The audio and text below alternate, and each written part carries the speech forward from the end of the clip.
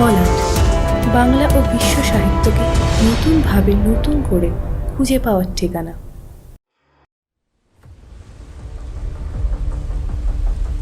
বাইরে তখন প্রবল ঝড় আর বৃষ্টি হচ্ছে। এরই মাঝে হুড়মুড় করে দরজা ভেঙে ঢুকে পড়ে একদল দস্যু।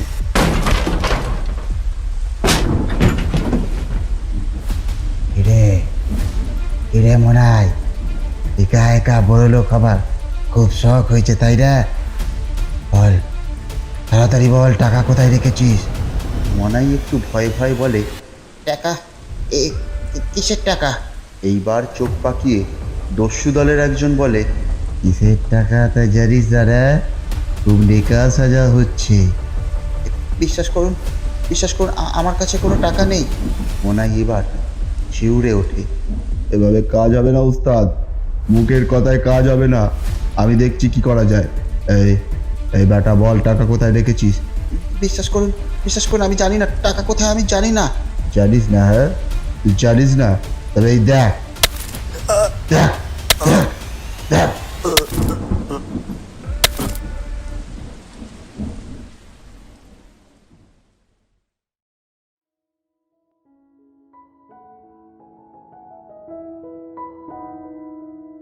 নমস্কার শ্রোতা বন্ধুরা, মলাট পডকাস্টে আপনাদের পুনরায় স্বাগত জানাই। আমাদের মলাট 100 জন পরিবারের সদস্যতে পূর্ণ হয়েছে। জানি সংখ্যাটা হয়তো খুব ছোট, কিন্তু আমাদের আনন্দটা অনেক বেশি, কারণ আমরা আরও 100 মানুষকে আমাদের খুব কাছের করে নিতে পেরেছি। আশা করব আপনারা আমাদের পাশে থাকবেন আর আমাদের চলার পথের ভুল ত্রুটিগুলো সংশোধন করে আমাদের এগিয়ে নিয়ে যেতে সাহায্য করবেন। আর যারা আমাদের চ্যানেলে নতুন, তারা অবশ্যই আমাদের চ্যানেলটি সাবস্ক্রাইব করে আমাদের পাশে থাকবেন। চলুন তাহলে আর দেরি না করে শুনে নেওয়া যাক আমাদের আজকের নিবেদন, সৈয়দ মুস্তাফা সিরাজের ভয়ের গল্প কালো বেড়াল।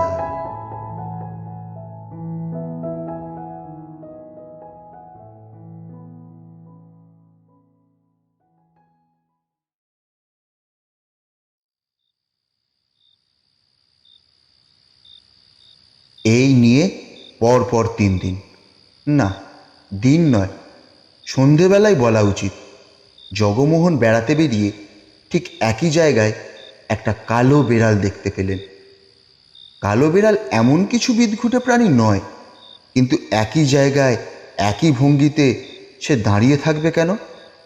আর জায়গাটাও তো বেশ সন্দেহজনক, গদাইবাবুর আমবাগানে, যেখানে কিছুদিন আগে মোনাই ফকিরের লাশ পড়ে থাকতে দেখা গিয়েছিল, ঠিক সেইখানটাতেই। ফকিরের আস্তানাটা অবশ্য একটু দূরে। সে নাকি লটারিতে অনেক টাকা পেয়েছিল, তারপর ডাকাত পড়েছিল রাত্রিবেলা। সকালে দেখা গিয়েছিল ফকিরের লাশ পড়ে আছে গদাইবাবুর বাগানের ধারে। ধর আর মুন্ডু সম্পূর্ণ আলাদা, সে যেন এক বিভৎস দৃশ্য। মোনাই ফকির কালো আলখাল্লা পরে থাকত, মাথার টুপিটাও ছিল কালো। গাঁজার নেশায় সব সময় দুটো চোখ রাঙা থাকত। আস্তানা বলতে একটা পুরনো বাদশাহী আমলের মুসলমান সাধুর কবরের ওপরে পাথরের একতলা ঘর। কবরের পাশেই মোনাই ফকির খেত, ঘুমতো, ওখানেই চলতো তার সংসার আর সাধন ভজন। হাটবারে লোকেরা এসে তার থেকে ওষুধ চাইতো, ভূত ভবিষ্যৎ জানতে চাইতো। কিছু পয়সা করেই অবশ্য দিত তাকে। এহেন ফকির মানুষ লোভের বশে লটারির টিকিট কিনেছিল, একেবারে ফার্স্ট প্রাইজ পেয়েছিল, কমপক্ষে লাখ টাকা তো বটেই। চারিদিকে হইচই পড়ে গিয়েছিল এই খবরে। কথায় বলে না, লোভে পাপ আর পাপে মৃত্যু। বেচারা ফকির বেঘরে প্রাণে মারা পড়ল। জগমোহন রোজ সন্ধেবেলা নদীর ধার অব্দি বেড়াতে যান। সন্ধেবেলা লাঠি ঠুক ঠুক করে বাড়ি ফেরেন। ওই কথাই ভাবতে ভাবতে তিনি হাঁটেন। আমবাগানের ধারে এসে একবার তাকান জায়গাটার দিকে, কেমন যেন শিউরে ওঠে গোটা শরীরটা। মনে হয় আবছা আঁধারে ধর আর মুন্ডু আলাদা রেখে ফকির শুয়ে আছে, এবং তার মুন্ডুটা যেন মিটিমিটি হাসছে তার দিকে তাকিয়ে। অমনি জগমোহন চলার গতি বাড়ান। গলার ভেতরে যে 2-4 বার রাম নাম হয় না, এমন কিন্তু নয়। এক সন্ধে হঠাৎ এই কালো বিড়ালের আবির্ভাব। প্রথম দিন বিশেষ গা করেননি, দ্বিতীয় দিন একটু চমকে উঠেছিলেন বটে, কিন্তু তৃতীয় দিন তিনি ভীষণ ভড়কে গেলেন।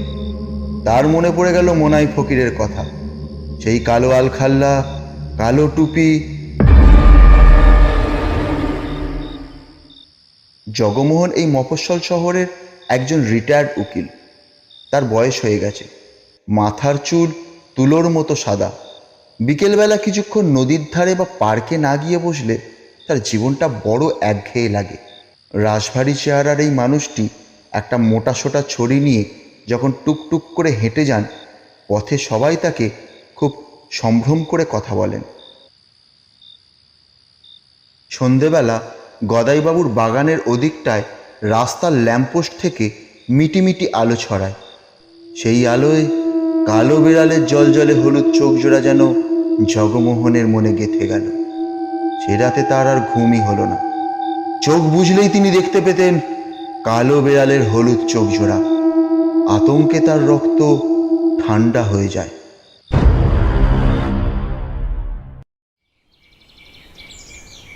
পরদিন বিকেলে আর তিনি একা একা বেড়াতে যেতে ভরসা পেলেন না। কিন্তু এই ব্যাপারটা তিনি কাকে বলবেন? খুব লজ্জাজনক। একসময় বাঘা উকিল জগমোহন কিনা বিড়ালের ভয়ে কাবু। এ বড় খিটকেল কথা নয়, সবাই দেখে হাসাহাসি করবে। আদালতে তাবড় তাবড় দুধে হাকিমদের যিনি ভয় পেতেন না, তিনি সামান্য বিড়াল দেখে ভয় পাচ্ছেন। নাতি দিবু খুব ডানপিটে ছেলে, সদ্য ক্লাস 9-এ উঠেছে। এরই মধ্যে সব রকম খেলাধুলোয় সে নাম কুড়িয়েছে। জগমোহন আজ দিবুকে সঙ্গে নিলেন, কিন্তু দিবু কি খেলা ছেড়ে বিকেলবেলা বুড়ো দাদুর সঙ্গে বেড়াতে বেরোবার ছেলে? অনেক বলে কয়ে লোভ দেখিয়ে তবে সে রাজি হলো। ফেরার পথে মেধোর রেস্তোরাঁর কাটলেট কিংবা অম্বুর মিষ্টান্ন ভাণ্ডারের রসমালাই খাওয়াবার কথা তিনি দিলেন। দিবু কিন্তু কাটলেট আর রসমালাইয়ের ভীষণ ভক্ত। দিবু যখন আছে তখন জগমোহনের আর ভয় কিসের? এখন তিনি আলেকজান্ডার দি গ্রেট। কই আয় দেখি বেটা কালো বিড়াল, অথবা মোনাই ফকির, মাথা ছাতু করে ফেলবো না। আজ পার্ক থেকে একটু দেরি করেই ফিরছিলেন তিনি। দিবুর সঙ্গে আদালতের গল্প করতে করতে তিনি আসছিলেন। কোন হাকিম এজলাসে বসে ঢুলতেন, কোন হাকিম মামলা পড়বার আগে জোরে হেসে ফেলতেন, এইসব ক্যারিকেচার শুনে দিবু তো হেসে খুন হচ্ছিল। রাশভারী গম্ভীর চেহারার দাদুকে এমন রসিকতা করতে সে আগে শোনেনি। কথা বলতে বলতে কখন তিনি আমবাগানের কাছে এসে পড়েছেন সে খেয়াল তার ছিল না। এসে যেই ডান দিকে তিনি মুখ ঘুরিয়েছেন, অমনি চোখে পড়ল তার বিদঘুটে কালো বিড়ালটাকে। একই ভঙ্গিতে সে বসে আছে, তীব্র জলজলে হলুদ চোখ তার, আর চোখের চাহনিটাও তেমনি। আজ যেন গোঁফের তলায় কেমন একটা হাসিও রয়েছে। জগমোহন অমনি লাঠি তুলে বললেন, এই মার, মার বেটাকে, মার বেটাকে, মার, মার বলছি, মার। দিবু অবাক হয়ে বলল, আরে কি হলো দাদু? কাকে মারতে যাচ্ছ কাকে? জগমোহন হাঁপাতে হাঁপাতে লাঠি তুলে বললেন, ওই ওই ওই কালো বিড়ালটাকে মার, কালো কালো বিড়ালটাকে মার, মার বলছি, কালো বিড়ালটাকে। বিড়াল? দিবু তো আরো অবাক। ওই তো, ওই কালো বিড়ালটা, দেখতে পাচ্ছিস না? ওই যে কালো বিড়ালটা, ওটাকে মার, ওটাকে। তোমার চোখ খারাপ দাদু, ওটা একটা কালো কাঠ পড়ে আছে। সে দৌড়ে গিয়ে এক টুকরো কাঠে লাথি মারল। জগমোহন দেখলেন বিড়ালটা সত্যি সত্যি কাঠ হয়ে গেছে। তখন তিনি নিজের ভুল বুঝতে পেরে সামনের দিকে পা বাড়ালেন। মনটা তার একদম ভালো হয়ে গেল। একেই বলে রজুতে সর্পভ্রম, অর্থাৎ দড়িকে সাপ মনে করা। ছ্যা ছ্যা ছ্যা ছ্যা, কি লজ্জার কথা। কিন্তু কিছুটা গিয়েই তার মনে হলো চাপার স্বরে যেন বিড়ালটা ডাকলো,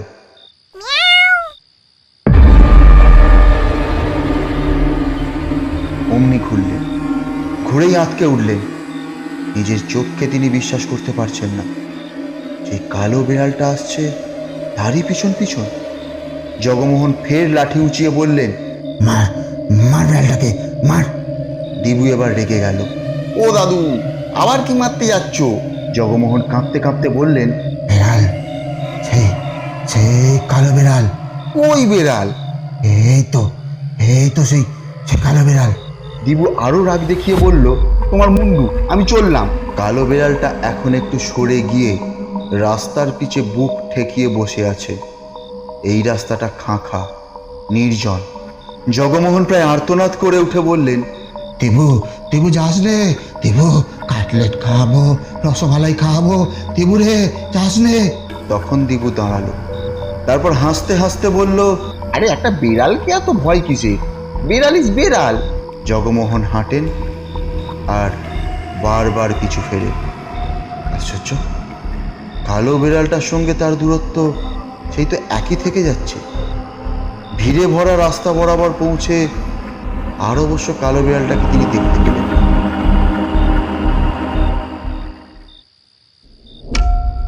তার চোখে ঘুম নেই।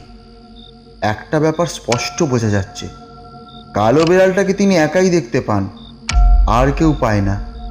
কই, দিবু তো দেখতে পায়নি বিড়ালটাকে।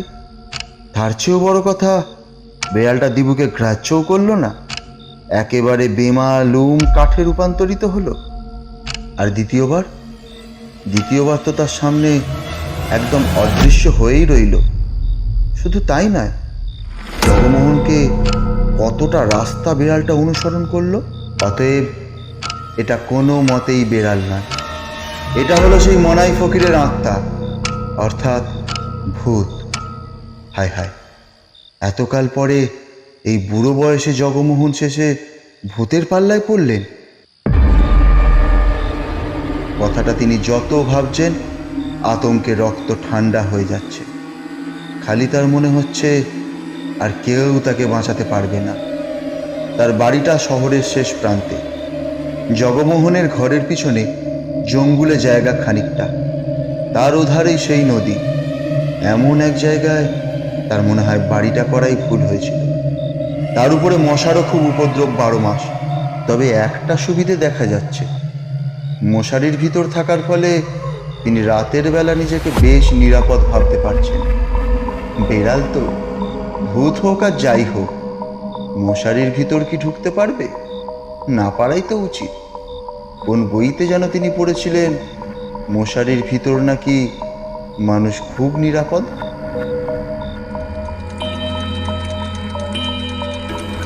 দেয়াল ঘড়িতে টকটক শব্দ, তারপরই ঢং ঢং করে রাত 12টা বাজল। আর তারপরই জগমোহন শুনলেন। অমনি চমকে তিনি মুখ তুলে তাকালেন। বাইরে অন্য পাশে রাস্তার আলো তেরচা হয়ে একটা জানলায় পড়েছে, আর সেখানে ফের আবির্ভূত হয়েছে সেই কালো বেড়ালটা। তার জলজলে হলুদ চোখ মশারির ভিতর থেকেও স্পষ্ট দেখা যাচ্ছে। গোঁফের তলায় তেমনই একটা হাসি। এই হাসিটা যেন খুব চেনা। কালো বেড়ালটা ফের বলল। জগমোহন এতক্ষণে একেবারে মরিয়া হয়ে উঠেছেন। বাঁদরের বেলাতেও যেমন, ভূতের বেলাতেও এক। বেশি পাত্তা দিতে নেই, পাত্তা দিলেই সে মাথায় চড়ে বসবে। আর ভূতকে ভয় করলে তো ভূত আরও পেয়ে বসবে। অতএব জগমোহন এবার ভয় চেপে সোজা ভেঙচি কাটলেন। মিয়াও। কালো বিড়ালটাও সঙ্গে সঙ্গে বলে উঠল।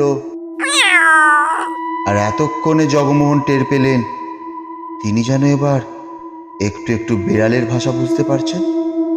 কি বলছে বিড়ালটা? হ্যাঁ হ্যাঁ, ঠাউর হচ্ছে। কালো বিড়ালটা বলছে, টাকা। হ্যাঁ, টাকা। জগমোহনের এবার টনক নড়ল। তিনি এবার বিড়ালের ভাষায় বললেন, মিয়াও। টাকা? কিসের টাকা? কালো বিড়ালটা আবার বলল, কেন? লটারির টাকা? রে বাবা, বলে কি লটারির টাকা মানে কি? হ্যাঁ, এই বেটা, লটারির টাকা মানে কি? জগমোহন জগমোহন একেবারে হতভম্ব হয়ে গেলেন। কেন উকিল বাবু, আমার লটারিতে পাওনা টাকার কথা আপনি দিব্যি ভুলে যাচ্ছেন?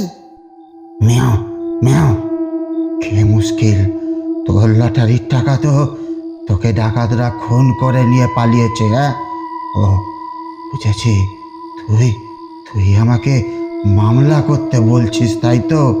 হ্যাঁ, কিন্তু আমি কি ডাকাতদের চিনি নাকি? তুই তুই দারোগা বাবুর কাছে যা। হ্যাঁ, তিনি তোর টাকা নিশ্চয়ই উদ্ধার করে দেবেন। ও বেটাদের জেলেও তিনি পড়বেন। তুই যা যা, দারোগা বাবুর কাছে যা। এ কথা বললে তো চলবে না উকিল বাবু, ওই টাকা যে আমার চাই। রে ওরে, আমি তো বহুকাল হলো ওকালতি ছেড়ে দিয়েছি রে। হ্যাঁ, আমি বহুকাল হলো ওকালতি ছেড়ে দিয়েছি।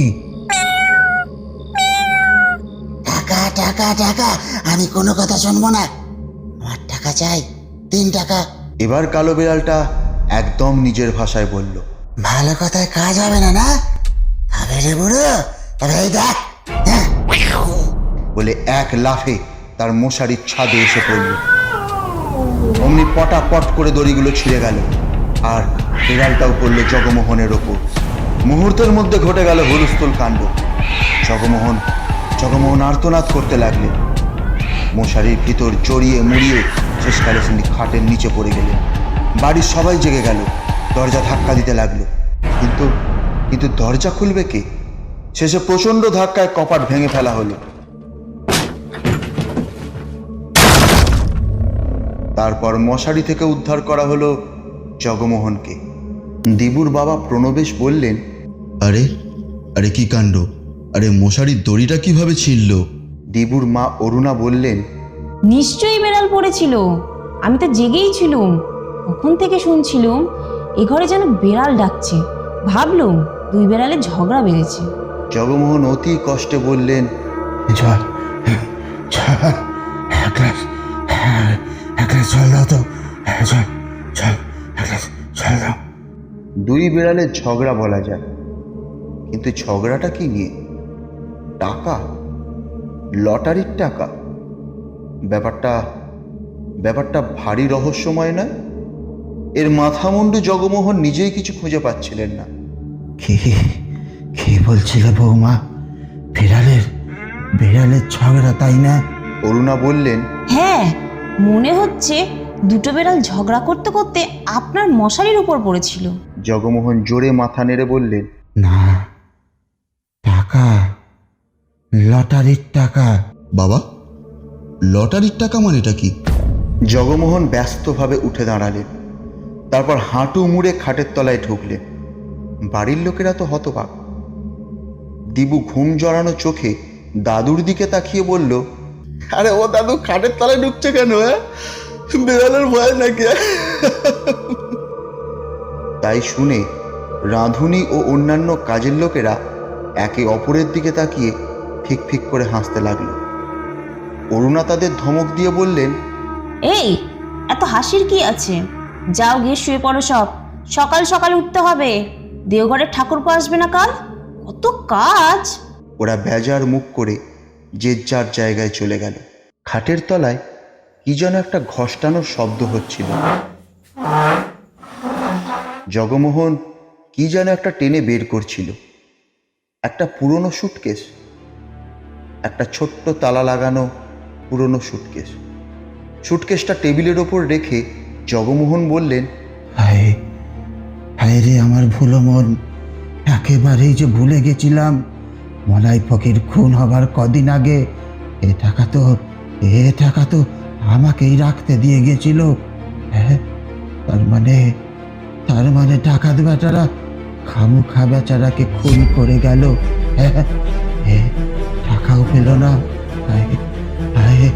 স্বপ্নেও ভাবতে পারিনি এই সুটকেসের মধ্যে কি ভুল করেছি আমি।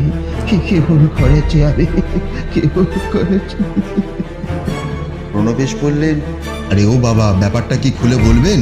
জগমোহন দাঁত খিচিয়ে বললেন, বলবো আবার কি? এ হলো মনে হয় সেই লটারিতে পাওয়া টাকা। শিগগিরি একটা জাবির গোছান। যা, তালা না খুললে শেষ পর্যন্ত ভাঙতেই হবে।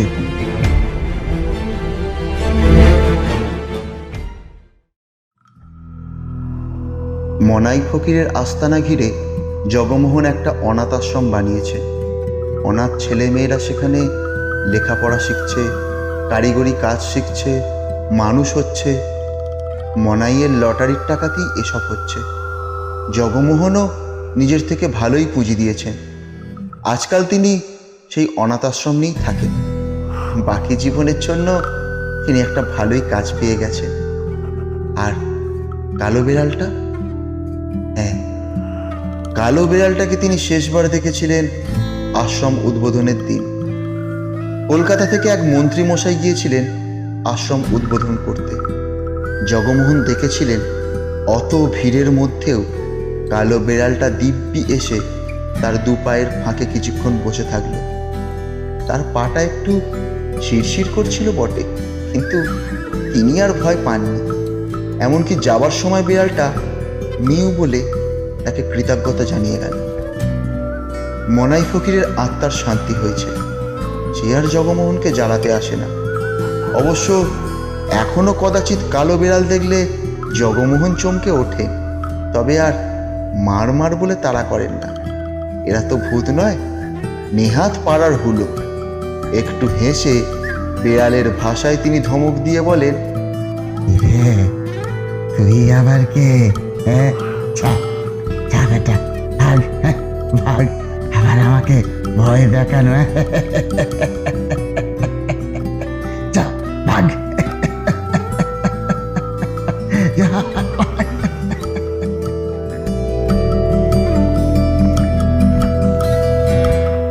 জীবন বড় অদ্ভুত, বড় বিচিত্রময়। তাই কখনো কখনো মৃত্যুর পরেও আমাদের জীবনের সমাপ্তি ঘটে না।